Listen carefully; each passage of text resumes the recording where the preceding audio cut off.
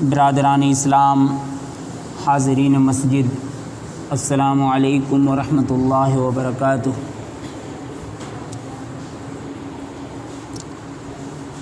محترم حضرات، قرآن پاک کی آیت کریمہ میں نے تلاوت کی۔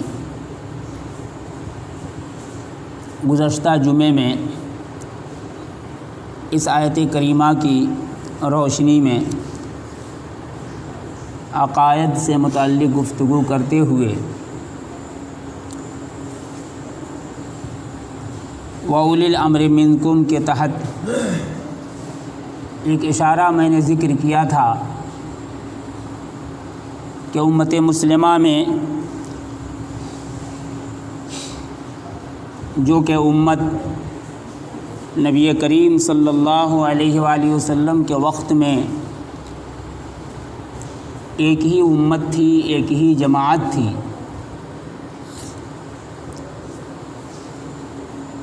کہیں کوئی تفرقہ نہیں تھا۔ تمام کے تمام صحابہ کرام رضوان اللہ علیہم اجمعین، جن کی آپ صلی اللہ علیہ وآلہ وسلم نے تربیت فرمائی، آپ صلی اللہ علیہ وآلہ وسلم کی اطاعت اور اتباع میں سب کے سب ایک جماعت تھے، اور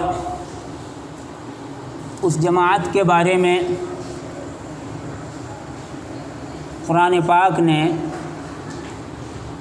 رضی اللہ عنہم ورضوا عنہ ہونے کی سند دی۔ صحابہ کرام رضوان اللہ علیہم اجمعین کی حیثیت کو، ان کے مقام اور مرتبے کو،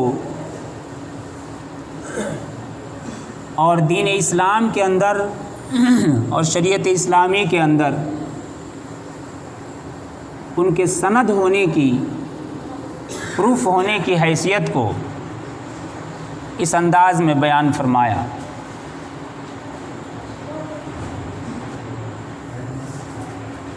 کہیں ارشاد فرمایا محمد الرسول اللہ والذین معہ اشداء علی الکفار رحماء بینہم تراہم رکعا سجدا یبتغون فضلا من اللہ ورضوانا۔ یہ صحابہ رضوان اللہ علیہم اجمعین کی شان اور صفت کو، ان کی کیفیات کو قرآن پاک نے بیان فرمایا،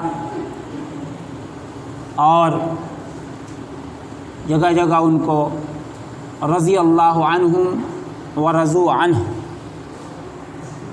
کہ اللہ ان سب سے راضی ہوا اور وہ سب کے سب اللہ سے راضی ہوئے، کی سند عطا فرمائے۔ میں نے عرض کیا تھا کہ بنیادی طور پر اسلام جو ہم تک منتقل ہوا ہے، آیا ہے، وہ قرآن پاک کی سند کے ساتھ آیا ہے۔ اسلام کیا ہے، اس کو جاننے کے لیے جو چیز سند ہے اور پروف ہے، دلیل ہے، وہ بنیادی طور پر قرآن پاک ہی ہے۔ اور پھر نبی کریم صلی اللہ علیہ وآلہ وسلم کی سنتیں ہیں۔ ہم تو مسلمان ماں باپ کے گھر میں پیدا ہوئے، ہمارے ماں باپ الحمدللہ مسلمان، ان کے گھر میں ہم پیدا ہوئے تو ہم بھی مسلمان کہلائے۔ ماں باپ نے ہماری تربیت فرمائی ایک مسلمان بچے کی طرح سے، اور بچپن سے ہوش سنبھالتے ہی ہم نے یہی جانا، ماں باپ کی تربیت کی وجہ سے، اپنے گھر کی تربیت کی وجہ سے، اپنے محلے پاس پڑوس کی تربیت کی وجہ سے، اپنوں کی تربیت کی وجہ سے ہم نے یہی جانا کہ ہم مسلمان ہیں، ہمارا مذہب اسلام ہے، مگر اتنا ہی ہم نے جانا۔ کہ ہم مسلمان ہیں، ہمارا مذہب اسلام ہے۔ اب مسلمان کسے کہتے ہیں؟ مذہب اسلام کیا ہے؟ حقیقت میں مذہب اسلام کیا ہے؟ مذہب اسلام صحیح ہے یا نہیں ہے؟ سچا مذہب ہے یا نہیں ہے؟ ہم مسلمان سچے مسلمان ہیں یا نہیں ہیں؟ حقیقی معنوں میں مذہب والے، دین والے، دھرم والے ہم ہی ہیں، مسلمان ہی ہیں۔ یہ ہم نے کب جانا؟ جب ہم نے قرآن پاک کو پڑھا، قرآن پاک میں غور و فکر کیا، قرآن پاک کے ترجمے کو، اس کے معانی و مطالب کو ہم نے پڑھا یا پڑھنے والوں سے ہم نے جانا، سنا۔ ہم نے خود پڑھا، ہم اس درجے کے عالم ہوئے کہ ہم نے اسلام کی حقیقت کو قرآن پاک کے ذریعے سے جانا، اور رسول پاک صلی اللہ علیہ وآلہ وسلم کی سنتوں کے ذریعے سے جانا ہم نے۔ یا ہم عالم نہیں ہوئے؟ تو جو لوگ عالم ہوئے، جو علماء ہوئے، ان سے ہم نے پوچھا، انہوں نے ہمیں بتایا، ان کی کتابیں ہم نے پڑھیں، ان کے بیانات ہم نے سنے۔ تو ان سارے ذرائع سے ہمیں معلوم ہوا کہ ہم جو مسلمان ہیں اور ہمارا جو مذہب اسلام ہے، تو اسلام واقعی حقیقت میں سچا مذہب ہے، اور مسلمان سچے مذہب والی قوم ہے، امت ہے۔ یہ ہم نے جانا، ورنہ مذہب والے تو دنیا میں بہت سے لوگ ہیں، دنیا میں کئی مذاہب کے لوگ ہیں، وہ بھی اپنے کو دھرمک کہتے ہیں، دیندار کہتے ہیں، ایماندار وہ بھی اپنے کو کہتے ہیں، وہ بھی مذہبی اپنے آپ کو کہتے ہیں۔ لیکن مسئلہ یہ ہے کہ حقیقت میں مذہب کیا ہے؟ سچ مچ کا مذہب ہے کیا؟ سچا مذہب، سچا دین، سچا دھرم، اور سچے مذہبی لوگ اور سچے دھارمک لوگ وہ کون ہیں؟ تو جب علم کی کسوٹی پہ یہ بات چڑھی تو سب سے سچی کتاب جو دنیا میں قرآن پاک، تو قرآن پاک نے علماء کو بتایا، ہم کو اور آپ کو بتایا کہ اسلام سچا مذہب ہے اور مسلمان سچے مذہبی لوگ ہیں۔ صحیح معنوں میں یہی دینی لوگ ہیں، دھرمک لوگ مسلمان ہی ہیں، اور اللہ کے نزدیک جو دین قابل قبول ہے وہ دین اسلام ہی ہے۔ ان الدین عند اللہ الاسلام، اللہ کے نزدیک بے شک دین جو ہے، دھرم، مذہب، وہ اسلام ہے، صرف اسلام ہے۔ اور قرآن پاک نے ہمیں یہ بھی بتایا وَمَن يَبْتَغِ غَيْرَ الْإِسْلَامِ دِينًا فَلَن يُقْبَلَ مِنْهُ وَهُوَ فِي الْآخِرَةِ مِنَ الْخَاسِرِينَ، کہ اسلام کو چھوڑ کر، اسلام سے ہٹ کر جو کوئی بھی دوسرا کوئی مذہب لے کے آئے گا، دوسرا کوئی دھرم لے کے آئے گا، تو آخرت میں اس کا وہ مذہب اور دھرم قابل قبول نہیں ہوگا۔ آخرت کے میدان میں، حشر کے بازار میں سکہ جو چلے گا وہ مذہب اسلام ہی کا سکہ چلے گا، دوسرے تمام سکے کھوٹے ثابت ہو جائیں گے۔ یہ قرآن پاک نے ہم کو بتایا۔ قرآن پاک نے ہم کو یہ بھی بتایا کہ الیوم اکملت لکم دینکم واتممت علیکم نعمتی ورضیت لکم الاسلام دینا، کہ اللہ فرماتے ہیں کہ آج ہم نے تمہارے لیے دین اسلام کو مکمل کر دیا۔ یہ جو دین اسلام چلا تھا حضرت آدم علیہ السلام سے، آج جناب محمد الرسول اللہ صلی اللہ علیہ وآلہ وسلم پہ مکمل ہو گیا، کمپلیٹ ہو گیا۔ آخری کتاب نازل ہو گئی، صحیفے نازل ہوتے آئے تھے، کتابیں نازل ہوتی آئی تھی، انبیاء علیہ السلام کو کتابیں اور صحیفے ملتے آئی تھی، ان کے بھاشا میں، ان کی زبانوں میں، ان کی قوموں اور امتوں کی جو زبانیں تھیں، ان کے علاقے کی جو زبانیں تھیں، جہاں جہاں انسان بستے تھے، جس گلی میں، کوچے میں، جنگل میں، پہاڑ میں، جہاں کہیں بھی انسان بستے تھے تو ان انسانوں کو ضرورت تھی ہدایت کی، اور اللہ نے ان انسانوں کی ہدایت کے لیے وہاں اپنے نبیوں کو، اپنے رسولوں کو اپنی کتابیں، اپنے صحیفے دے کر کے بھیجا، اس لیے کہ ان انسانوں کو ہدایت کی ضرورت تھی۔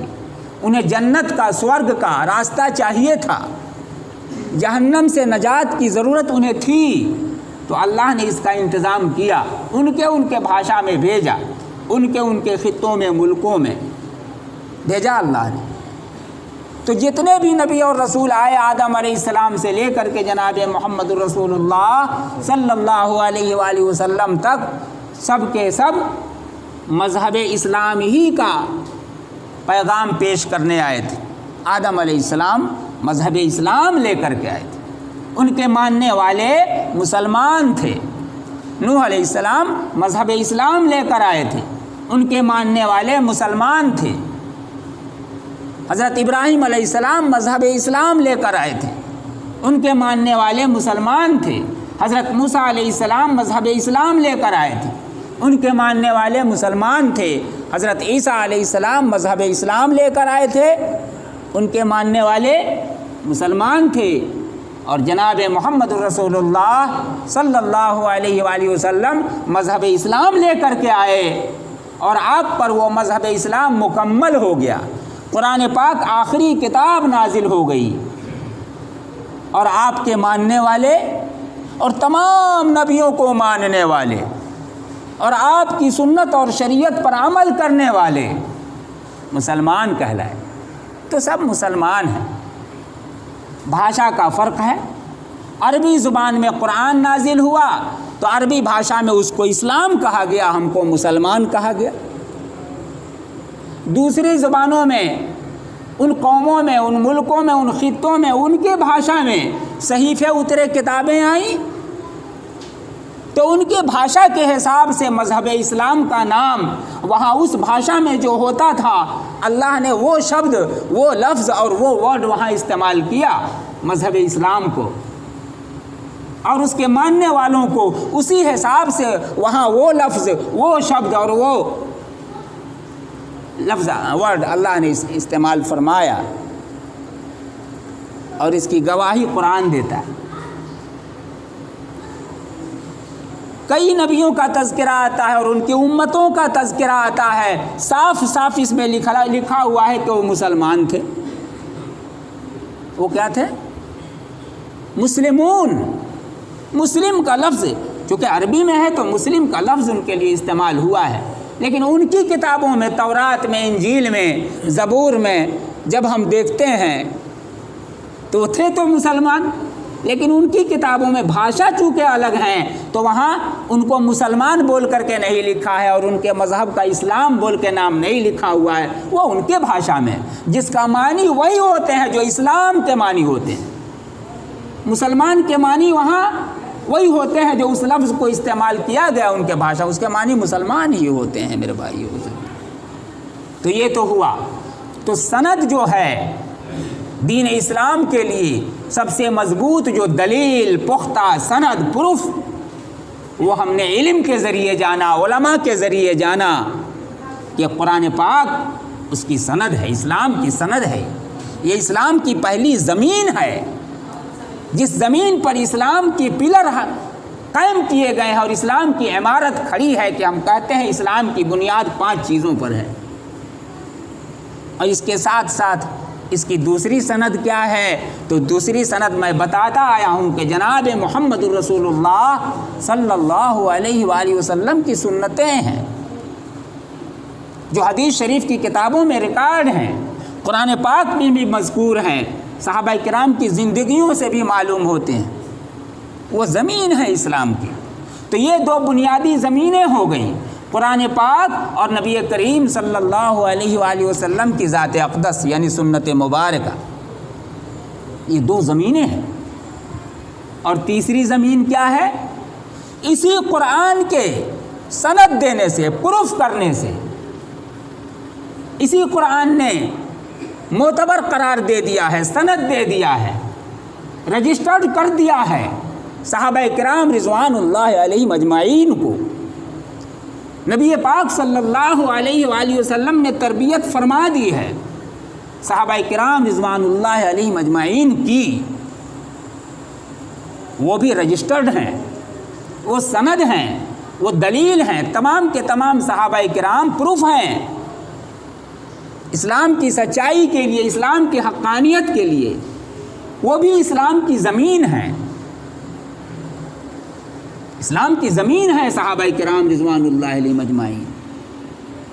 آپ زمین کو کھسکا دیجئے گا تو عمارت ڈھہ جائے گی۔ جب زمین کھسکتی ہے، ہلتی ہے، زلزلہ آتا ہے تو آپ دیکھتے ہیں بڑی بڑی بلڈنگیں ڈھہ جاتی ہیں۔ زمین تو ہے، ٹھیک ہے، بیلنس قائم ہے اس کا، اب بڑی بڑی عمارتیں قائم کی گئی ہیں، لوہا گلا گلا کر کے عمارتیں کھڑی کر دی گئی ہیں، لیکن جب زمین ہلتی ہے، زمین اپنی جگہ سے کھسکتی ہے، زمین میں جب زلزلہ آتا ہے تو ہم آپ جانتے ہیں، دیکھتے ہیں کہ بڑی بڑی لوہے گلا کر جو عمارتیں کھڑی کی گئی ہیں وہ بھی دھس جاتی ہیں، ڈھہ جاتی ہیں، ختم ہو جاتی ہیں۔ تو یہ اسلام کی زمین ہے۔ قرآن کی سچائی پہ اگر ہم اور آپ یا کوئی سوالیہ نشان کھڑا کر دے گا، کہے گا کہ قرآن سچی کتاب نہیں ہے، تو اس کا سیدھا مطلب ہوتا ہے کہ اسلام پھر سچا مذہب نہیں ہے۔ نعوذ باللہ کوئی کہے کہ رسول پاک صلی اللہ علیہ وآلہ وسلم سچے رسول نہیں ہیں، اور آپ کی حدیثیں کتابوں میں جو لکھی ہوئی ہیں یہ جھوٹ موٹ کا گڑھ کر کے لوگوں نے، یہ جھوٹے لوگوں نے ایک تماشا بنا کر کے گڑھ کر کے جو ہے نا کھڑا کر دیا ہے، 20-25 کتابیں یہ گڑھ کے لوگوں نے کھڑا کر دیا ہے، یہ نہیں ہے نبی صلی اللہ علیہ وآلہ وسلم کا فرمان۔ تو اس کا سیدھا مطلب ہوتا ہے کہ اسلام کی جو دوسری مضبوط زمین ہے اس میں بھی زلزلہ آ گیا۔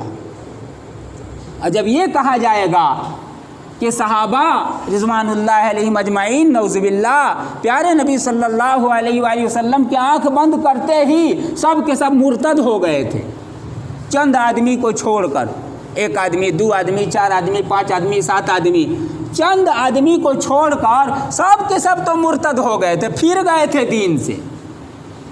ادھر نبی صلی اللہ علیہ وآلہ وسلم کی وفات نہیں ہوئی، وصال نہیں ہوا، آپ کی آنکھ نہیں بند ہوئی، کہ ادھر صحابہ جو 1,24,000 کی تعداد میں تقریباً بتائے جاتے ہیں، صحابہ کی تعداد بھی تقریباً یہی ہے جو نبیوں کی ہم علیہم الصلوۃ والسلام، تو آنکھ نہیں بند ہوئی کہ سب مرتد ہو گئے۔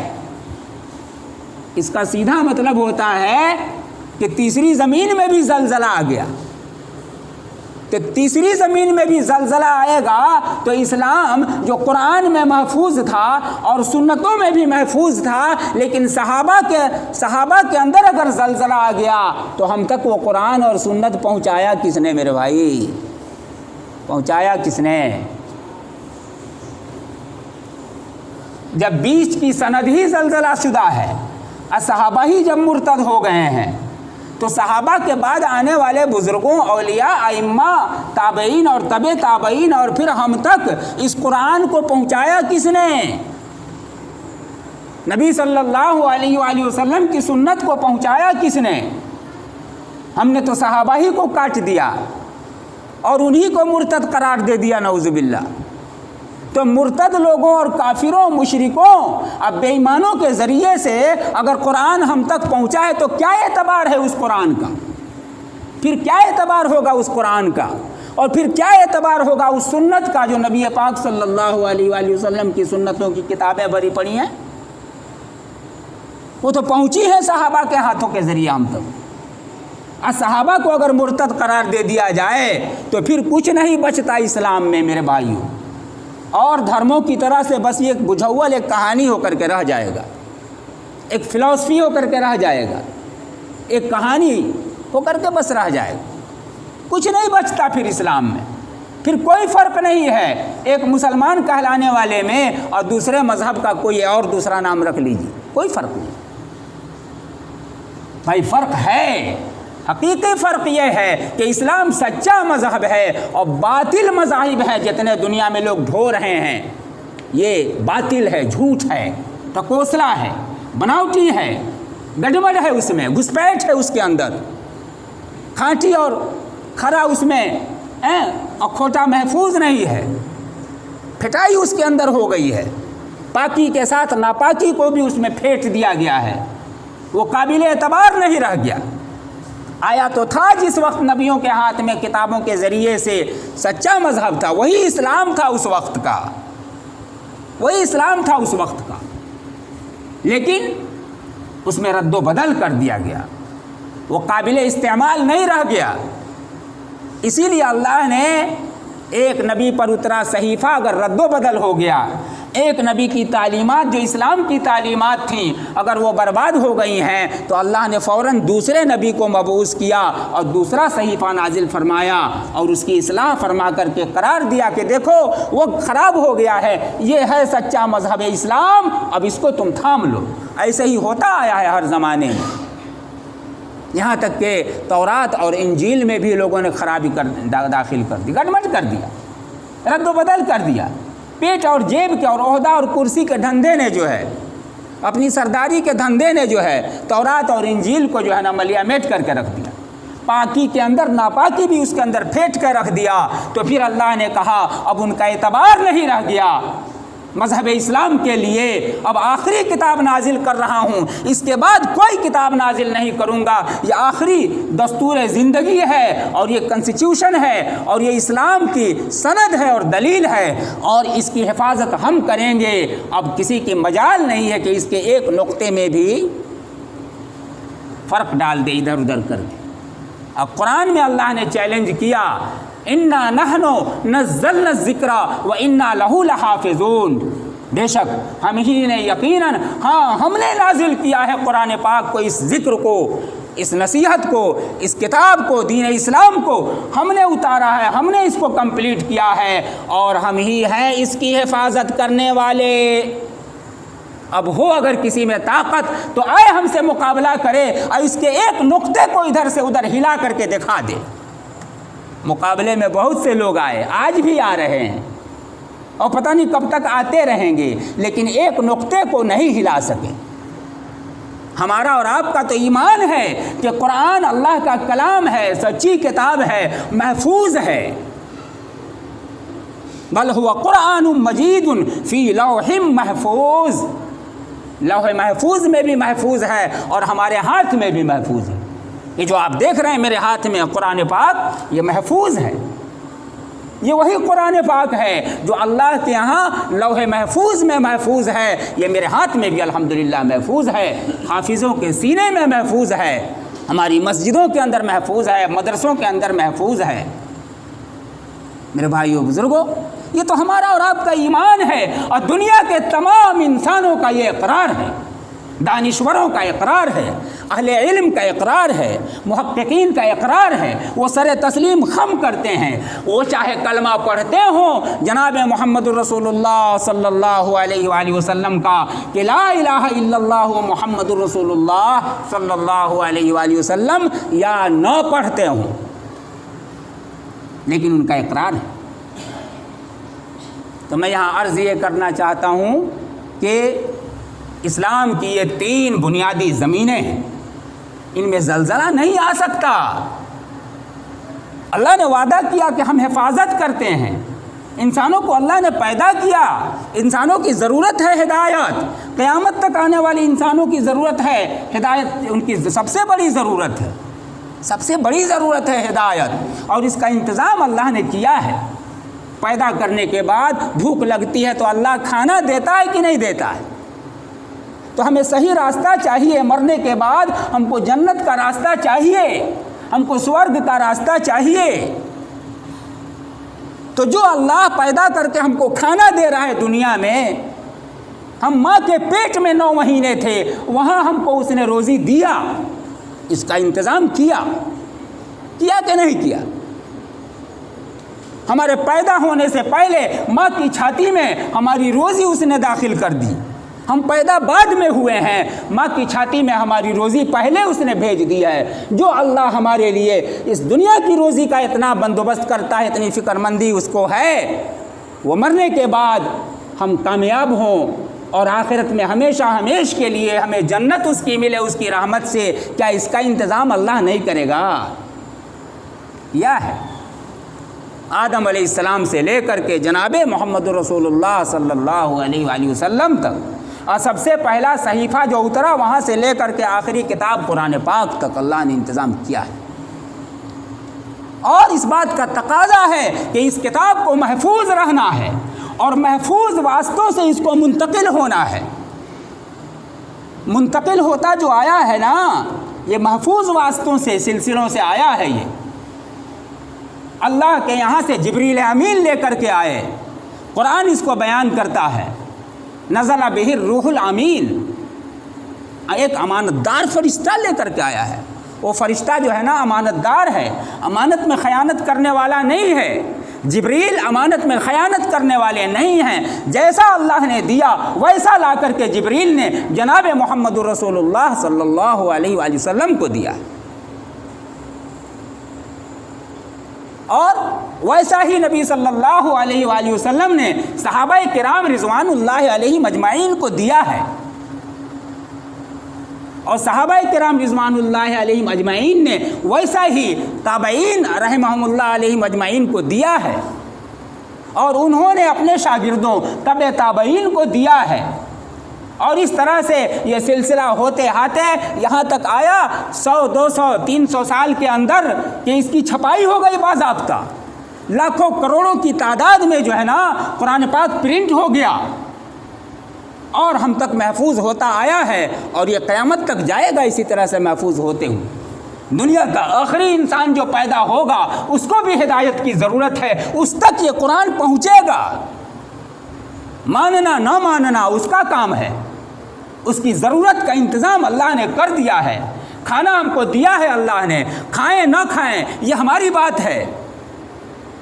ہدایت کا انتظام آدم کے ایک ایک بچے کے لیے قیامت تک، آخری بچہ جو آدم کا پیدا ہوگا، ناتی پوتا، ہم سب تو آدم کے بچے ہیں نا، بیٹے ہیں، اولاد ہیں، آخری بچہ جو آدم کا پیدا ہوگا اس کو بھی ہدایت کی ضرورت ہے، اور اس کے لیے بھی قرآن اس تک پہنچے گا اس تک۔ اگر نہ پہنچے قرآن تو حشر میں اس کو کھڑے ہو کر کہنے کا حق ہوگا، اے اللہ تو نے ہمیں پیدا تو کر دیا لیکن ہم تک قرآن کیوں نہیں پہنچایا کہ ہم تیرے قرآن کو مانتے، تیرے دین مذہب اسلام پر ہم ایمان لاتے، اور تیری رحمت سے ہم بھی جنت کے مستحق ہوتے۔ تو نے ہمیں پیدا تو کر دیا، دنیا میں کھانا تو دیا، ہماری ہدایت کے لیے ہم تک قرآن کیوں نہیں پہنچایا؟ کیا میں آدم کا بچہ نہیں ہوں؟ اس کو کہنے کا، سوال کرنے کا حشر کے میدان میں، داور حشر سے، داور محشر سے وہ کھڑے ہو کر کے سوال کرنے کا اس کو حق ہو جائے گا، اور اللہ نے یہ حق کسی کے لیے باقی نہیں رکھا ہے، سب تک قرآن کو پہنچانے کا انتظام اللہ نے کر دیا۔ تو میرے بھائیو، یہ قرآن محفوظ ہے، نبی صلی اللہ علیہ وآلہ وسلم کے ذریعے سے محفوظ ہے، یہ قرآن محفوظ ہے، صحابہ رضوان اللہ علیہ مجمعین کے ذریعے سے محفوظ ہے۔ اگر ہم کہیں کہ صحابہ آپ کی آنکھ بند ہوتے ہی سب مرتد ہو گئے تھے، یہ سراسر بے ایمانی کی بات ہے، یہ سراسر نادانی کی بات ہے، یہ سراسر جہالت کی بات ہے۔ یہ بالکل ویسے ہی بات ہے کہ کھلی آنکھوں سے اگا ہوا سورج روز روشن کی طرح ہمیں نظر آ رہا ہو اور ہم کہیں کہ وہ سورج نہیں اگا ہے تو ہم کو کیا کہا جائے گا؟ آپ فیصلہ کر سکتے ہیں۔ ایسے آدمی کو کیا کہا جائے گا جس کی نگاہوں کے سامنے سورج اگا ہوا ہو اور آنکھیں رکھتا ہو وہ، اور پھر وہ کہے کہ نہیں سورج تو نہیں اگا ہے، اندھیری رات ہے۔ میرے بھائیو بزرگوں، میں نے نام رکھا تھا، وقت ہو گیا، شیعیت ایک ایسا فرقہ وجود میں آیا، ایک ایسا فرقہ وجود میں آیا اہل سنت والجماعت کے اندر، جن کو پیارے آقا نے فرمایا تھا ما انا علیہ و اصحابی، جس پر میں ہوں اور میرے صحابہ ہیں وہی اسلام ہے، وہی دین ہے، وہی سنت ہے، وہی شریعت ہے، وہی پروف ہے، وہی دلیل ہے۔ ما انا علیہ و اصحابی، جس پر میں ہوں اور میرے صحابہ ہیں۔ اور آپ نے فرما دیا اصحابی کا نجوم بأیہم اقتدیتم اہتدیتم، میرے صحابہ ستاروں کی مانند ہیں، ان میں سے جس کسی کی بھی تم اقتدا کر لو گے تم ہدایت یاب ہو جاؤ گے۔ جس کسی ایک صحابی کی بھی پیروی تم نے کر لیا، مضبوطی سے تھام لیا، ایک صحابی کو بھی مضبوطی سے تھام کر کے اپنی زندگی کو باندھ دیا تو نے، اگر ان کی زندگی کے ساتھ تیری زندگی گمراہ نہیں ہو سکتی ہے۔ یہ سند دی ہے پیارے رسول پاک صلی اللہ علیہ وآلہ وسلم نے، اصحابی کالنجوم بأیہم اقتدیتم اہتدیتم۔ میرے بھائیوں بزرگوں، ایک فرقہ وجود میں آیا، حضرت عثمان غنی رضی اللہ عنہ کے دور میں آیا، حضرت ابو بکر رضی اللہ عنہ کے دور میں نہیں تھا وہ فرقہ، حضرت عمر رضی اللہ عنہ کے دور میں نہیں تھا وہ فرقہ، تفصیل اس کا موقع آئے گا میں عرض کروں گا۔ حضرت عثمان غنی رضی اللہ عنہ کے دور میں سیاست کے پہلو سے، سیاست کے بطن سے، سیاست کے پیٹ سے ایک فرقہ وجود میں آیا، اور اس نے اپنا نام شیعان علی رکھا، اور یہ صرف جو ہے نا علی رضی اللہ تعالیٰ عنہ کے کندھے پہ اس نے جو ہے نا ہتھیار رکھا، اور ان کے کندھے کو استعمال اس نے کیا، اور بات اپنی وہ بنانا وہ چاہا تھا۔ یہ سیاسی فرقہ تھا۔ حضرت علی رضی اللہ تعالیٰ عنہ بالکل خلاف تھے اس فرقے کے، ہرگز پسند نہیں کرتے تھے، اور حضرت علی رضی اللہ عنہ نے انکار کیا، رد کیا، تردید کیا اس فرقے کا، لیکن وہ تو فرقہ ہی اٹھا تھا جو ہے نا اپنا کام بنانے کے لیے اہل بیت کے نام پہ اس نے شیعان علی کا نام اپنے آپ کو دے کر کے، اور وہ طوفان مچایا مملکت اسلامیہ میں، وہ طوفان مچایا کہ اس طوفان کا نتیجہ پہلا یہ ہوا کہ سیدنا حضرت عثمان غنی رضی اللہ تعالی عنہ جو امیر المؤمنین تھے، خلیفۃ المسلمین تھے، ان کی شہادت ہو گئی، اور یہ پہلی شہادت تھی کہ مسلمانوں کے ہاتھوں سے کسی مسلمان کی شہادت ہوئی تھی۔ مسلمانوں نے اگر کسی مسلمان کو شہید کیا تھا اور قتل کیا تھا تو وہ پہلا قتل اور پہلی شہادت سیدنا حضرت عثمان غنی رضی اللہ تعالی عنہ کی تھی۔ اتنا بڑا ظلم ہوا، اتنا بڑا ظلم ہوا، اس شیعیت کے فرقے کے لے کر کے اتنا بڑا ظلم ہوا۔ پیارے آقا اشارہ فرما گئے تھے جس دن عثمان کی شہادت ہو جائے گی، اس دن کے بعد سے میری امت ایک امام کی اقتدا نہیں کر سکے گی، ایک جماعت بن کر نہیں رہ سکے گی، یہ فرقوں میں بٹ جائے گی، اور فرقے در فرقے بنتے چلے گئے۔ اہل سنت والجماعت میں بھی فرقے در فرقے ہوتے چلے گئے، اور شیعوں میں بھی فرقے در فرقے ہوتے چلے گئے۔ میرے بھائیوں بزرگوں، میں عرض کرنا چاہتا ہوں یہ ساری باتیں اس لیے یا ایھا الذین آمنوا اطیعوا اللہ و اطیعوا الرسول و اولی الامر منکم، اللہ کی اطاعت کرو، رسول کی اطاعت کرو، اور جو تم میں اصحاب حکم ہیں ان کی اطاعت کرو۔ اصحاب حکم جمع کا صیغہ استعمال فرمایا ہے میرے بھائیوں بزرگوں، اور شیعیت کا عقیدہ یہ ہے ایک امام کی اقتدا، اور وہ ذاتی صفت کا ذات سے متعلق اقتدا اور اتباع ہے، وہ صفات سے متعلق نہیں ہے۔ ان کا کہنا یہ ہے، ان کا عقیدہ یہ ہے کہ حضرت امام حسین رضی اللہ عنہ کی نسل میں جو بھی ہوگا وہی ہمارا امام ہوگا۔ وہ نسل کی اتباع کرتے ہیں، اسلام نسل کی اتباع کی تعلیم نہیں دیتا۔ ہاں، اسلام نسل کی قدر کرتا ہے جب وہ نسل مومن ہو، اور جب نسل نبی کریم صلی اللہ علیہ وآلہ وسلم کی ہے تو اس سے بڑھ کر کے کون سی نسل ہو سکتی ہے؟ لیکن اسلام کی بنیاد نسل پہ نہیں ہے، بلکہ اسلام کی بنیاد صفات کے اوپر ہے اور اپنے کمال کے اوپر ہے۔ اور دنیا کا کوئی انسان کسی بستی سے آتا ہو، کسی قوم سے آتا ہو، کسی مذہب سے آتا ہو، وہ ہندوؤں کے حساب سے چھوٹی ذات سے آیا ہو یا بڑی ذات سے آیا ہو، اس نے اسلام قبول کر لیا ہے، اس کے اندر وہ اعلیٰ صفات اگر حاصل ہو گئی ہیں، ان اکرمکم عند اللہ اتقاکم، صفت اس کے اندر آ گئی ہے، اسی کو حق ہے منبر پہ بیٹھ کر کے بیان کرنے کا، اسی کو حق ہے مصلی پہ کھڑ کے امامت کرنے کا، اسی کو حق ہے خلیفۃ المسلمین ہونے کا، اسی کو حق ہے امیر المؤمنین ہونے کا، اسی کو حق ہے وَأُولِي الْأَمْرِ مِنْكُم میں شامل ہونے کا۔ میرے بھائیوں بزرگوں، اللہ نے قرآن میں، حدیث میں، سنت میں اور مذہب اسلام کے اندر یہ طریقہ بتایا ہے، اس پر جو قائم ہوگا وہی صحیح معنوں میں سچا اور پکا مسلمان ہے۔ اس سے جو ہٹے گا، جتنا ہٹے گا اتنا جو ہے نا اتنا اس کے اندر وہ کمی ماننی پڑے گی۔ اس کو کفر تو نہیں کہیں گے، کفر کب ہو جائے گا؟ جب اللہ کا انکار کر دے گا کفر ہو جائے گا، رسول کا انکار کر دے گا کفر ہو جائے گا۔ اس لیے کہ وہاں بالارادہ اطیعوا کا لفظ آیا ہے، لیکن اولو الامر میں اس کو حق ہے اختلاف کرنے کا، حق ہے۔ اگر اس نے اولی الامر کا اقرار نہیں کیا ہے، انکار کرتا ہے، وہ کافر نہیں ہو جائے گا، لیکن وہ سوالیہ نشان اس کے لیے ضرور کھڑا ہو جائے گا۔ اور لوٹایا جائے گا اللہ و رسول کی طرف، اس بات کو لوٹایا جائے گا۔ اس کو کفر کا فتویٰ، شیعوں کو ہم کفر کا فتویٰ نہیں دے سکتے، لیکن شیعہ گمراہ ہیں اور یقیناً گمراہ ہیں۔ شیعیت ایک گمراہ فرقہ ہے جو اسلام سے ہٹ کر کے ہے۔ میرے بھائیوں بزرگوں، انشاءاللہ الرحمن وقت زیادہ بہت ہو گیا، اللہ تبارک و تعالیٰ توفیق عطا فرمائیں، پھر انشاءاللہ الرحمن اس سلسلے کی باتیں آئیں گی۔ یہ اس ایک آیت کے اندر ایک چھوٹا سا ٹکڑا ہے، وَأُولِي الْأَمْرِ مِنْكُمْ، سینکڑوں باتیں اس کے اندر ہے۔ یہ قرآن کی سمجھیے، یہ قرآن کا معجزہ ہے، یہ معجزہ ہے قرآن کا۔ وَأُولِي الْأَمْرِ مِنْكُمْ، آپ سنیں گے انشاءاللہ، اللہ کی توفیق سے میں عرض کروں گا، صرف اتنی سی بات ہے، وَأُولِي الْأَمْرِ مِنْكُمْ۔ آپ دیکھیں گے کتنی باتیں اللہ پاک نے اس کے اندر، اس سمندر کے اندر اللہ کتنے موتیوں کو اور اسلام کے اور عقیدے کے کتنے خزانوں کو اللہ تبارک و تعالیٰ نے اس کے اندر جو ہے نا رکھ دیا ہے۔ اللہ تبارک و تعالیٰ قبولیت عطا فرمائے۔ وآخر دعوانا ان الحمدللہ رب العالمین، جزاکم اللہ خیرا۔ عاشق ہوں میں صحابہ کا، اہل بیت کا خادم ہوں، پیار مجھے اس بندن سے